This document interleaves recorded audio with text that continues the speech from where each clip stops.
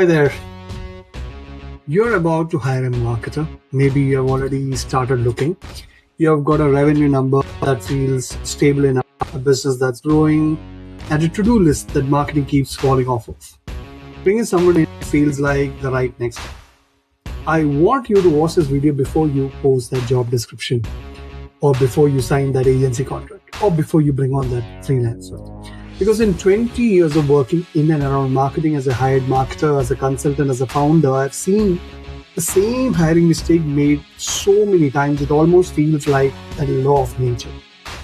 Founders hire marketing help before they are ready for it, and when it does go wrong, everyone loses.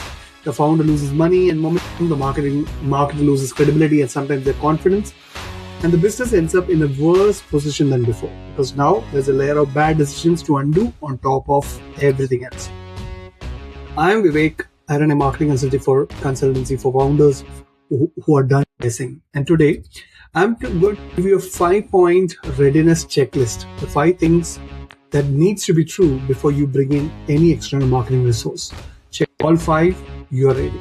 Miss even 3 and you're setting up yourself for a kind of experience that makes founders say, marketing doesn't work for my business. It does work. You just weren't ready for it yet. Before we begin, subscribe if you're a founder figuring out the marketing side of your business, especially the hiring and outsourcing decisions. That's what this channel is built on. Right. Before we get into the 5 things, I want to be clear about what this checklist is not. It's not a reason to delay forever. Some founders use "I am not ready" as a way to avoid the discomfort of committing to marketing. That's a different problem. This checklist is about the specific conditions that make a marketing hire succeed or fail. These aren't nice to haves. They are the load-bearing walls. Without them, the whole thing collapses, no matter how good the person you hire is. Let's go through it. Thing 1. You know who your best customer is specifically. Not small business owners, not B2B companies specifically. What industry are they in? How big is their team? What problems keeps them up at night? What have they tried before that didn't work? Here's why this matters for a hire. A marketer's job is to find more people like your best customers and convince them to work with you. If you can't describe your best customer clearly, your marketer is targeting in the dark. They will create content and campaigns that feel right to them because they have no choice. And it will miss the people who actually buy from you. The test. Can you describe your single best customer, the one you wish you had 10 more of in 2 minutes, out loud right now? If yes, you pass this way. If you're hedging and generalizing, you're not ready. Thing 2. You know what makes you different, and it's not we really care about our clients. Every business says they care. Every agency says they are strategic. Every consultant says they are result-oriented, result-focused. These are not differentiators, they are entry requirements. Your real differentiator is specific. It might be your method, your background, the type of problem you solve that nobody else specializes in, the market segment you know better than anyone, the thing your best customer always mention when they refer you. If your marketer doesn't know what makes you different, they can't communicate. And if they can't communicate it, your marketing sounds like everyone else's, which means you compete on price, not on value. The test. Ask yourself why your last 3 clients chose you over the alternatives. If the answers are vague, you haven't found it yet. Thing 3. You can describe what success looks like in numbers, feelings. Not we want to grow, not we want more visibility. How many qualified leads per month? What conversion rate from lead to client? What revenue number attached to marketing activity in 6 months? This matters because without a number, you can never tell if your marketer is winning. And if you can never tell if they're winning, you will manage them on vibe, which is exhausting for you and demoralizing for them. I have seen good marketers leave good companies because the founder couldn't tell them what winning looked like. The marketer was producing real results, but since there were no agreed definition of success, the founder never felt satisfied. Both sides ended up frustrated. The test. Write down 3 specific measurable things you want marketing to achieve in the next 6 months. If you can't, define them before you hire. Thing 4. You have a brief or you're willing to build one before your hire starts. A brief is not a job description. A job description says what skills you want. A brief says what context your marketer needs to do the job with. A good brief covers who your customers are, what problems you solve, what makes you different, what's been tried before and what happened, what success looks like, what constraints exist, budget, time, team, etc.